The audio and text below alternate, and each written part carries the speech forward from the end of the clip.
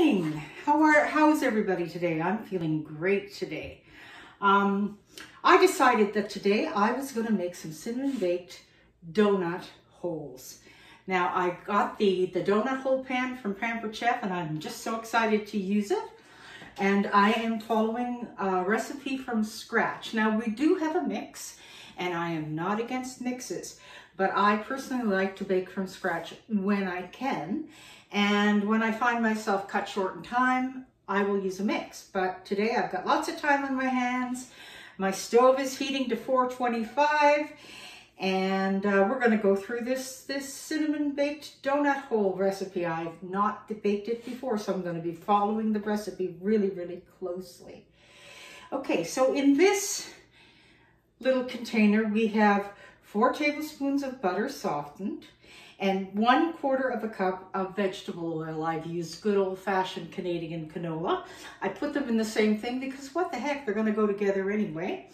And then in this little container, I have 1/2 cup of granulated sugar and 1/3 cup of brown sugar. Now, I like to use Demerara sugar, and I'm not sure that I actually am, because nowadays I find that the package says Demerara typed sugar. So I'm not sure if it's actually Demerara, but it's darker than the other stuff, and it's the best that I can get, so that's what I do.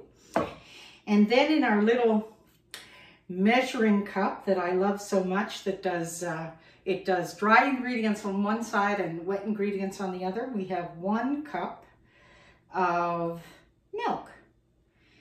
And we've measured out 2 2/3 cup of all-purpose flour here.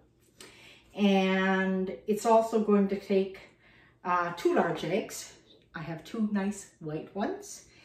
And 1.5 teaspoons of baking powder. So here we have our baking powder. And here we have our measure-all spoons. I love these because you kind of click them to where you want to go, and it kind of closes them off so that you only get that much. So this one goes from 1 teaspoon right up to 1 tablespoon, and I have it set for 1.5 teaspoons. So 1.5 teaspoons of baking soda. Let's do that.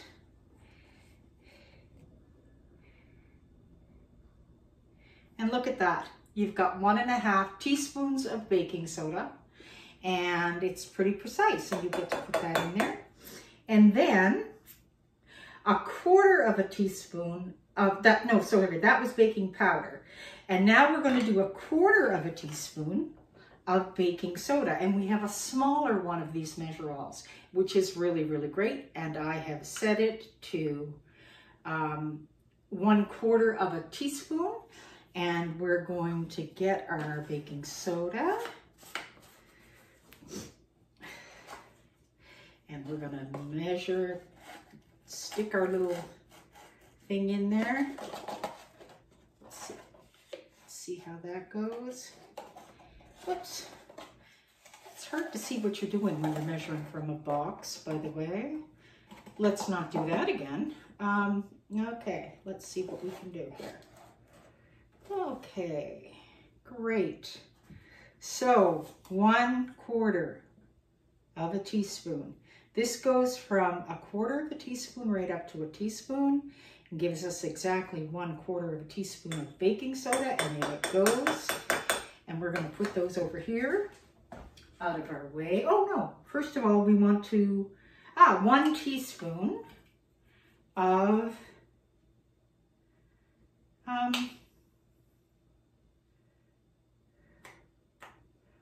1 teaspoon of nutmeg. That's great. So let's do that. Make sure we got everything else out of it. Okay, that's not going to fit, so we're going to use this one.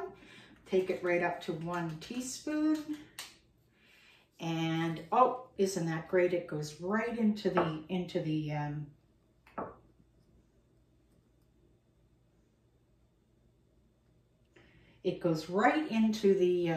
to the spice container.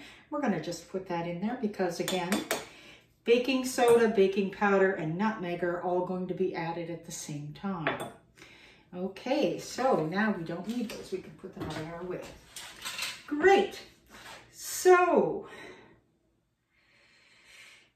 we've preheated our oven to 425, and we're going to beat together the butter, the vegetable oil, and the sugars. So butter and vegetable oil. Excellent. Well, I kind of like to scrape that out. Let's see if we've got a nice, well, okay. I'll take, oh no, I like this one better. I love our scrapers. They're so convenient. They're so well made. I fully expect that I will not have to buy another scraper. And I don't even want to tell you how much money I have wasted buying cheap scrapers.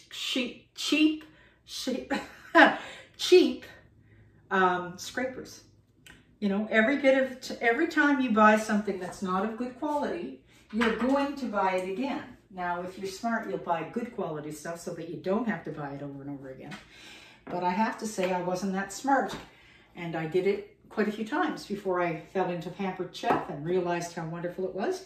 So that's your quarter of a cup of canola oil and your 4 tablespoons of butter, softened. And this is the half a cup of granulated sugar and a 1/3 cup of brown sugar. Excellent. And off that goes into the kitchen sink to be washed. And let's see, what's the next?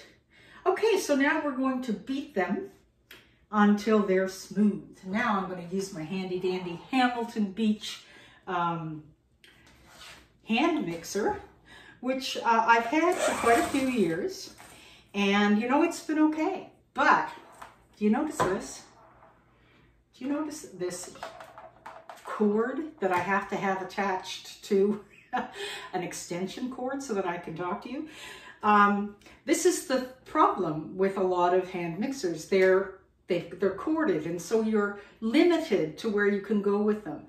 But our Flex Plus, which is a combination of an immersion blender and a hand mixer and a food processor, is actually cordless. It comes with 2 batteries, and the batteries run for 2 hours each.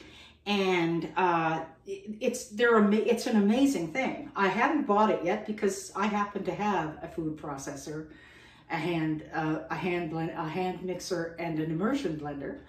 But I'm gonna tell you, once Pampered Chef comes out with something, they've thought it out so well that I find it almost irresistible.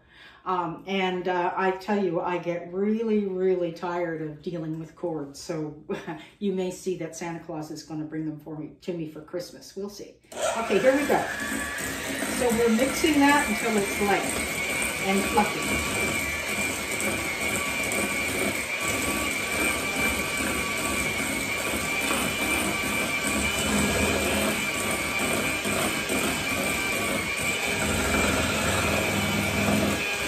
Smooth. So we're mixing it until it's smooth. Okay, let's bring it out.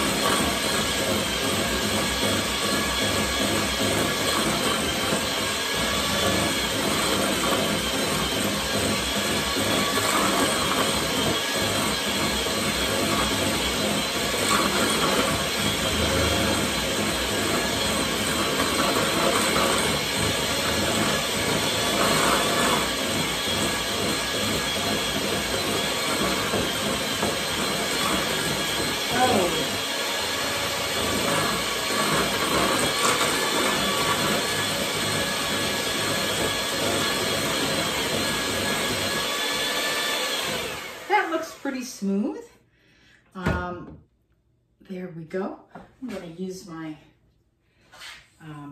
my little scraper just to get the edges down. Oh yeah, that's nice and smooth. And then the next thing you add, I'm assuming, would be the 2 eggs. Excellent. So then you beating to combine. So you're not beating them a lot, you're just beating them to combine. So here we go. Now I'm going to be embarrassed, I'll tell you straight out, because I am not the best egg cracker in the world, but I'm going to give it the old heave-ho. There we go.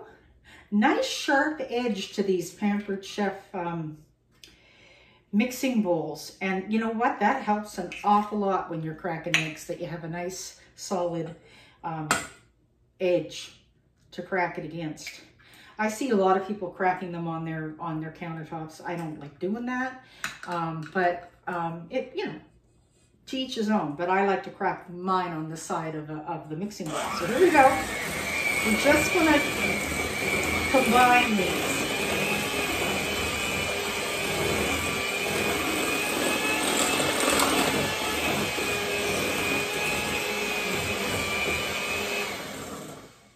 So they're combined. Alrighty. The other thing I find about a corded hand mixer is that it wants to go where it wants to go. You want to put it down and just sort of leave it. And the cord always seems to take it in a place that you don't want.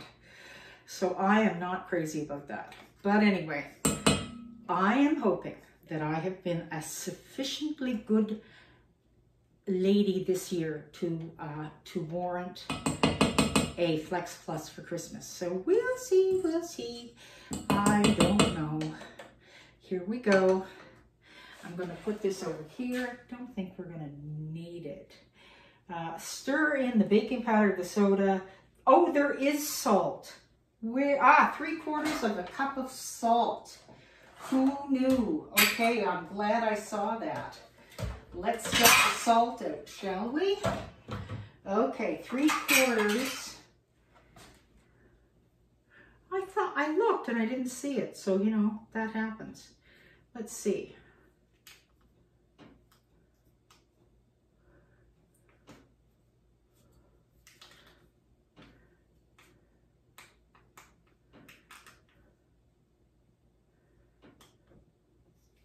Okay, 3/4 of a cup, 3/4 of a teaspoon of salt. Let's add that. You certainly don't want to miss the salt in a recipe because that will be quite tasteless if you do that. So we're going to put our 3/4 of a teaspoon of salt right in there with that. And boy, oh boy, isn't that interesting? I thought I saw salt, and then when I read it again, I didn't see salt. So yeah, glad I saw that. I'm going to just put that back here in the cupboard. One less thing in my way. Here we go. Okay, and actually I can remove this and this and this. Wow, we can really clean it up, can't we? Just 1 second. In you go. Perfect. I like to clean my my counter as I go. I sometimes don't manage it, but there you have it. Okay, so now what's next? Stir in the baking powder, the baking soda, the salt and the nutmeg, and the vanilla. Okay, so we're going to stir that in. Really? Okay. It looks like they're talking about, you know what? I don't know if I can do that. I really want to add all these baking ingredients to the dry. I mean, that's what I usually do in a recipe, but that's not how this, you know what? Breaking the rules. Sorry. I'm going to get my whisk, if I can find it. My wonderful Pampered Chef whisk. Again, if you buy cheap, you buy many, many times. If you buy Pampered Chef, you only buy it once. If anything happens to it, it's very well guaranteed. So I am whisking all those things into the flour, and we'll see what happens. Now, stir the flour into the butter mixture alternately with milk. Okay, and you always want to end with dry mixture when you do that. I'm going to get my big one. Okay, another one.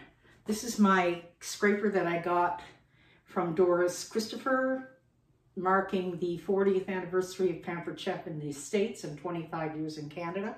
I really value it. I actually wash it by hand because I don't want it to, I don't want to mess up the writing, so I take very good care of it. I use it, but I take very good care of it. Okay, so let's see. Let's add a little bit of flour.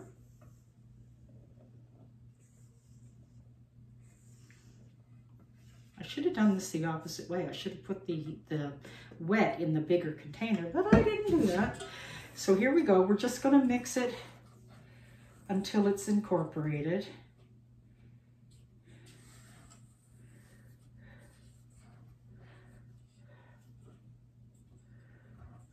We're going to add a little bit of milk.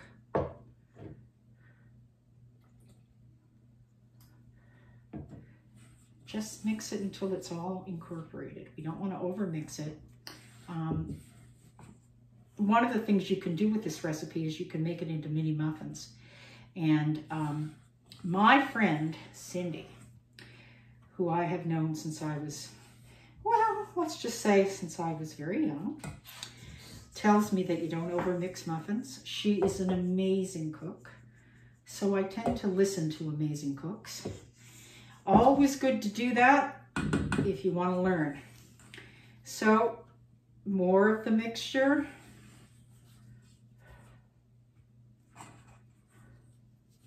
And more of the milk.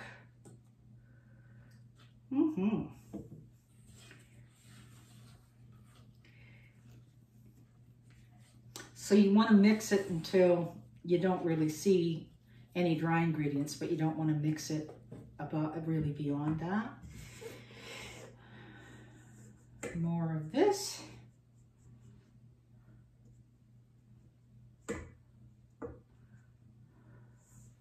I've got a tiny little bit. I think I'm going to add just a little bit more. You always want to end with the dry ingredient. So I'm trying really hard to make sure I have dry ingredients to mix in at last. So here we go. I think we're gonna add all the rest of, well, yeah, we're gonna add the rest of the milk. So that's all the milk that's going to go in it. And we're just mixing it until it's incorporated. Oh boy. It really, you can really smell the nutmeg. Okay, our last little addition of dry ingredients. And there's not a lot of them, but here we go. Here we are. Now we can put that in the sink. And our last mix around of the dry ingredients. I love being with Pampered Chef, I have to tell you. I used to absolutely love being in the kitchen, but I've had a lot of health challenges that have changed that. And it was a real passion of mine as a younger woman, and I baked wedding cakes and I catered teas for people, sometimes as wedding receptions. So I did a lot of that. And you know, since I got sick, I have to say that passion kind of waned and I really missed it. But you know, you feel how you feel, right? And when I was put in contact with Pampered Chef and held Pampered Chef in my hands for the first time, I realized that it could take away a lot of the issues surrounding cooking. It could get me into the kitchen quickly and out of the kitchen quickly, which is really what I want and really what I need to do with my health issues. And it still gives me that, you know, it's allowed me to recapture that passion for cooking and baking and, you know, making supper for my husband and all those wonderful things. And yeah, I have to say, I'm really, oh shoot, I forgot to put the vanilla in. How much vanilla? A teaspoon. Okay, we're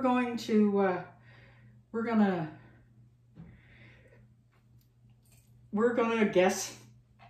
Okay, I don't know what that's gonna do, but we've put it in, and we're just gonna mix it in so that it's there. Talking about vanilla. Whew.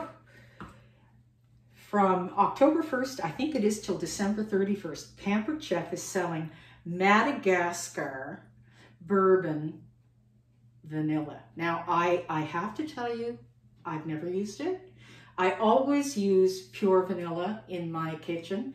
It's like a rule. I also, for the most part, do not use margarine in my kitchen. I like to use butter. So just one second, I'm gonna have to, oh, there we go. Now I gotta wash my hands. So I have a few kind of kitchen rules that sort of come from growing up in a family that didn't have, that was just a lot like a lot of our families, just didn't have a lot of money to come and go on. So we grew up on margarine and things like that. And Mom was a cook, and I'm an excellent cook, but she always used margarine because it was cheaper, and she always used fake vanilla extract. I don't even know what that is, other than it's just not real. And there is a real difference in the taste between imitation vanilla and real vanilla. So I've always made sure that I got real vanilla, even though it is more expensive, right? But it's worth it. And so I was chatting with my Pampered Chef colleague, Heidi, who is an incredible cook, and I'm so glad to have her on my team. And I was saying, you know, that's expensive. I think it's like $50 for 118 mils. It's not a lot. It's not a lot of vanilla for $50. Anyway, she said to me, Rose, I am warning you, if you use this Madagascar vanilla, you will never, never go back. And, you know, she got me thinking, and I am ordering it because I want to try it, because she seems to think that it is the best thing since sliced bread, and Heidi knows what she's talking about. So anyway, so now we're going to scoop our donuts into the little holes, and I'm going to use a Pampered Chef small scoop, and that will be that for that. Let's see. Oh, and I've also oiled the pan with grapeseed oil. I have to show you that because that's kind of an interesting thing. We have an oil spritzer, and we actually have a new one out. This is the old one. They are amazing. They allow you to use, instead of using Pam, which, God bless it, it will mess your pans up. It will leave a residue that will not be easy to get out. You can spray a little bit of whatever oil you choose. I like grapeseed because it has a really high flash point. So that's what I use. And I tell you, it has made a difference in how my pans are easier to wash, and they don't have that gunk. And I'm telling you, I won't ever go back to Pam. So yeah, anyway, this is the oil spritzer. I can't recommend it higher than I'm just saying now. It is an amazing product, and I love it. So I am scooping a large small scoop of dough into my donut hole pan that I have prepared with grapeseed oil. I grease the inside, and I also grease the outside just in case they explode, because I've never tried this recipe before, and I'd rather be prepared than sorry. So here we go. Whew.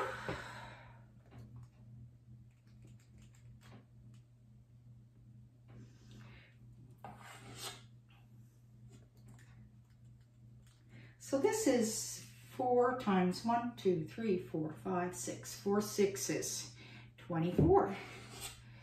So this will make 24. I'm going to have oh man, I am going to have a lot of donut holes.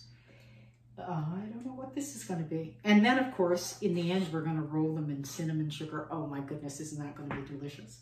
I can't wait.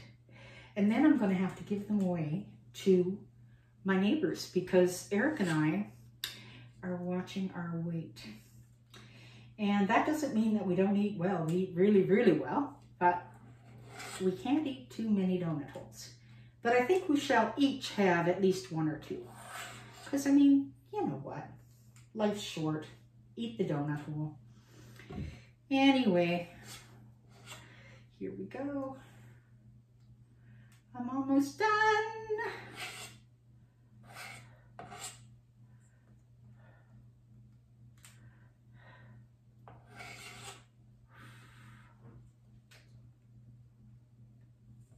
So these go into a 425 degree oven for 10 minutes. I mean, that's hardly anything, isn't it?